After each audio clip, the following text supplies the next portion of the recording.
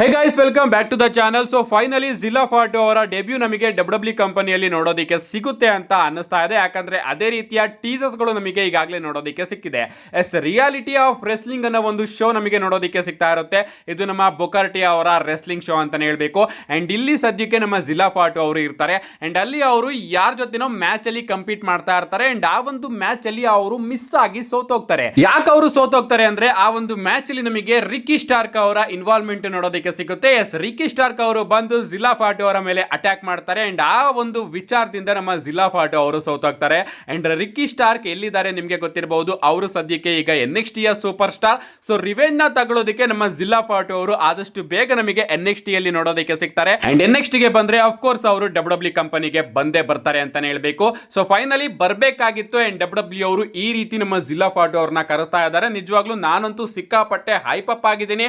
Blood line story line ನಡೀತಾ ಇತ್ತಲ್ಲ, ತನ್ನ ಪೀಕ್ ಅಲ್ಲಿ ಇತ್ತಲ್ಲ, ಆಗ್ಲೇ ಕರೆಸಿದ್ರೆ ಇನ್ನೂ ಕೂಡ ಚೆನ್ನಾಗಿರೋದು. ಬಟ್ ಡಬ್ಲ್ಯೂ ಅವರು ಫೈನಲಿ ಈಗ ಕರೆಸ್ತಾ ಇದ್ದಾರೆ. So finally the white is over. ನಮ್ಮ ಜಿಲ್ಲಾ ಫಾಟು ಅವರ ಡಬ್ಲ್ಯೂ ಡೆಬ್ಯೂ ನಮಗೆ ಆದಷ್ಟು ಬೇಗ ನೋಡೋದಕ್ಕೆ ಸಿಗುತ್ತೆ. ನೆಕ್ಸ್ಟ್ ಅಪ್ಡೇಟ್ ಕಡೆ ಬರೋದಾದ್ರೆ ಇದಿರ್ತಕ್ಕಂಥದ್ದು ನಮ್ಮ ಗಂತರ್ ಅವರ ಹೊಸ ಮರ್ಚೆಂಡೈಸ್ ಬಗ್ಗೆ. ನಿಮಗೆ ಗೊತ್ತಿರಬಹುದು, ಗಂತರ್ ಅವರು ಜಾನ್ಸಿನ್ ಅವ್ರನ್ನ ಸೋಲ್ಸ್ ಆದ್ಮೇಲೆ ಬಂದಾಗಿಂದನೂ ಕೂಡ ಜಾನ್ಸಿನ್ ಅವರಿಗೆ ಹೇಳ್ತಾ ಇರ್ತಾರೆ tap like a bitch, tap like a bitch ಅಂತ. ಅಂದ್ರೆ ಜಾನ್ಸಿನ್ ಅವರು ಒಂದು ಬಿಚ್ ರೀತಿ ಟ್ಯಾಪ್ ಔಟ್ ಮಾಡಿದ್ರು ಅಂತ. ಡಬ್ಲ್ಯೂ ಅವರು ಅದನ್ನೇ ಒಂದು ಮರ್ಚೆಂಡೈಸ್ ಆಗಿ ಕನ್ವರ್ಟ್ ಮಾಡಿದ್ದಾರೆ. ನೀವು ಇಲ್ಲಿ ನೋಡ್ತಾ ಇರಬಹುದು. ಈ ಒಂದು ಶರ್ಟ್ ಮೇಲ್ಗಡೆ ಜಾನ್ಸಿನ್ ಅವರು ಟ್ಯಾಪ್ ಔಟ್ ಮಾಡ್ತಾ ಇದ್ರಲ್ಲ, ಆ ಒಂದು ಫೋಟೋನ ಪ್ರಿಂಟ್ ಹಾಕ್ಸಿದ್ದಾರೆ. ಅಂಡ್ ಟ್ಯಾಪ್ ಲೈಕ್ ಎ ಅಂತ ಹೇಳ್ಬಿಟ್ಟು 3 ಡಾಟ್ಗಳನ್ನ ಇಟ್ಟಿದ್ದಾರೆ. ಅಂಡ್ ಆ ಡಾಟ್ ಅಲ್ಲಿ ನಾವು ಸೇರಿಸ್ಕೋಬೇಕಾಗಿದೆ. ಏನೇ ಆಗ್ಲಿ ಇದರ ಸೇಲ್ಸ್ ಎಷ್ಟು ಹೋಗುತ್ತೋ ಗೊತ್ತಿಲ್ಲ, ಜನಗಳು ತಗೋತಾರ ಇಲ್ವೋ ನನಗಂತೂ ಗೊತ್ತಿಲ್ಲ. ಬಟ್ ಜಾನ್ಸಿನ್ ಅವ್ರನ್ನ ಹೇಟ್ ಮಾಡ್ತಾರಲ್ಲ, ಅವರಂತೂ ಪರ್ಚೇಸ್ ಮಾಡ್ತಾರೆ ಅಂತ ಅನ್ಕೋತೀನಿ. ಬಟ್ ನಾನು ಕೇಳೋ ಪ್ರಶ್ನೆ ಏನಪ್ಪಾ ಅಂದ್ರೆ, ನಿಜವಾಗ್ಲೂ ಜಾನ್ಸಿನ್ ಅವ್ರನ್ನ ಹೇಟ್ ಮಾಡುವಂತಹ ವ್ಯಕ್ತಿಗಳು ಕೂಡ ಇದಾರ ಈಗ? ನನಗಂತೂ ಗೊತ್ತಾಗ್ತಾ ಇಲ್ಲ.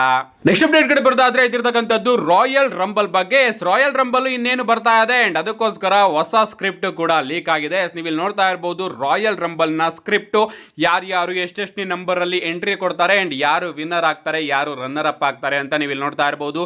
ಜೇ Uso, Jimmy Uso, Roman Reigns, Tonga Loa, Godzilla Fatu, Solo Sikoa, ಬ್ಲೋ ಯಾರ್, Rikishi, Gunther and Gage Goldberg, Bron Breakker, ಎಲೆನೈಟು, ಜಿಯೋವ್ಯಾನ್ ಇವೆನ್ಸೋ, ಐಕಾನ್ ಲೀ, ಕಾಲ್ ಹೇಮೋ, Trick William, Bill Goldberg and Dirty Dominik Mysterio, Finn Balor, Bret Hart, ಯಪ್ಪ ಏನೇನೋ ನೇಮ್ಸ್ಗಳಿದೆ. ಏನೇ ಆಗಲಿ ಇದೆಲ್ಲದೂ ಕೂಡ ಫೇಕ್ ಅಂತಾನೆ ಹೇಳ್ಬೇಕು. ಅಂಡ್ ಈ ಒಂದು ಸ್ಕ್ರಿಪ್ಟ್ ಅಲ್ಲಿ ನಮ್ಮ ಜೋ ಎಂಟ್ರಿ ಅವರು ವಿನ್ ಆಗ್ತಾರಂತೆ, ನಮ್ಮ ರ್ಯಾಂಡಿ ಓಟನ್ ಅವರು ರನ್ನರ್ ಅಪ್ ಆಗ್ತಾರಂತೆ.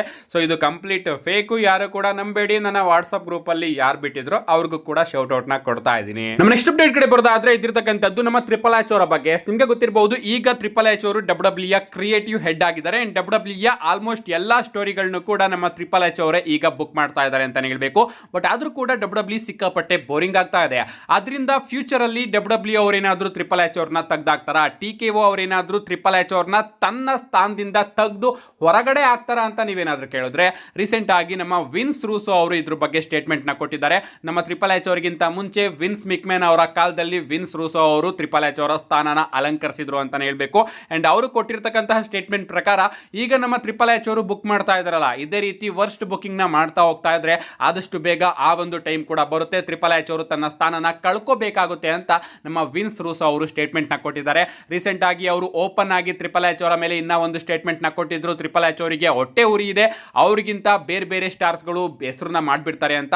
ಅದಕ್ಕೋಸ್ಕರ ಅವರು ತನಗೆ ಇಷ್ಟ ಆಗಿರ್ತಕ್ಕಂತಹ ಸೂಪರ್ ಸ್ಟಾರ್ಸ್ ಗಳಿಗೆ ಮಾತ್ರ ಬುಕಿಂಗ್ ನ ಕೊಡ್ತಾ ಇದ್ದಾರೆ ಅಂತ. ಏನೇ ಆಗ್ಲಿ ಈ ರೀತಿ ಆಗೋದು ನಿಜವಾಗ್ಲೂ ಸಿಕ್ಕಾಪಟ್ಟೆ ರೇರು. ಆದ್ರೂ ಕೂಡ ಸಿಕ್ಕಾಪಟ್ಟೆ ಶಾಕ್ ಆಗುತ್ತೆ. ಯಾಕಂದ್ರೆ ಟ್ರಿಪಲ್ ಎಚ್ ಅವ್ರನ್ನ ಈಗ ಡಬ್ಲ್ಯೂ ಕಂಪನಿಯಿಂದ ಹೊರಗಡೆ ಹಾಕೋದು ಅಂದ್ರೆ TKO ಅವರು ನೋಡಿ ಮಾಡಿನೇ ಈ ಒಂದು ಡಿಸಿಷನ್ ನ ತಗೋಬೇಕು. ನಮ್ಮ ನೆಕ್ಸ್ಟ್ ಅಪ್ಡೇಟ್ ಕಡೆ ಬರೋದಾದ್ರೆ ಇದಿರ್ತಕ್ಕಂಥದ್ದು ನಮ್ಮ ಫೈನಲ್ ಬಾಸ್ ರಾಕ್ ಅವರ ಬಗ್ಗೆ. ನಿಮ್ಗೆ ಗೊತ್ತಿರಬಹುದು ರಾಕ್ ಅವರ ಎಂಟ್ರಿ ಡಬ್ಲ್ಯೂ ಅಲ್ಲಿ ಯಾವ ರೀತಿ ನೋಡೋದಕ್ಕೆ ಸಿಕ್ತು ಅಂತ. ಡಬ್ಲ್ಯೂ ಕಂಪನಿನ TKO ದವರು ಪರ್ಚೇಸ್ ಮಾಡ್ಕೊಂಡಾಗ ನಮ್ಮ ರಾಕ್ ಅವರು ಕೂಡ ಡಬ್ಲ್ಯೂ ಕಂಪನಿ ಒಳಗಡೆ ಎಂಟ್ರಿನ ಕೊಡ್ತಾರೆ as A share holder. And ಈಗ ರಾಕ್ ಅವರ ಬಳಿ ಕೂಡ ಡಬ್ಲ್ಯೂ ಶೇರ್ಸ್ ಇದೆ.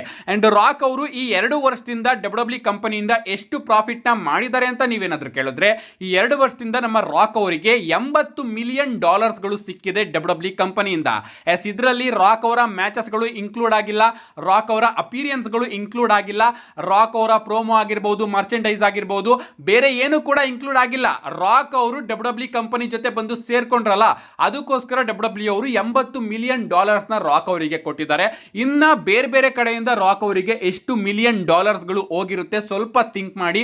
ನಿಜವಾಗ್ಲೂ ರಾಕ್ ಅವರಂತೂ ಡಬ್ಲ್ಯೂ ಕಂಪನಿಯಿಂದ ತುಂಬಾ ಜಾಸ್ತಿ ದುಡ್ಡನ್ನ ಮಾಡ್ತಾ ಇದ್ದಾರೆ.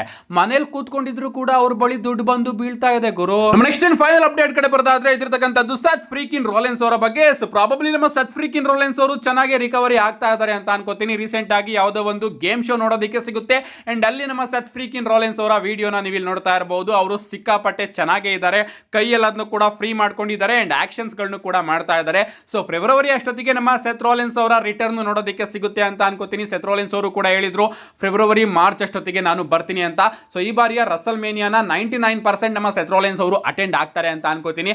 ಆದ್ರೆ ನಿಜವಾಗ್ಲೂ ಕೂಡ ಚೆನ್ನಾಗಿರುತ್ತೆ, ಎಲ್ಲರಿಗೂ ಕೂಡ ಖುಷಿ ಆಗುತ್ತೆ. ನಿಮ್ಗೆ ಅನ್ಸುತ್ತೆ ಇದ್ರ ಬಗ್ಗೆ ನಿಮ್ಮ ಅನಿಸಿಕೆನ ಕಮೆಂಟ್ ಮಾಡಿ ಅಂತ ಹೇಳ್ತಾ see you guys in my next video.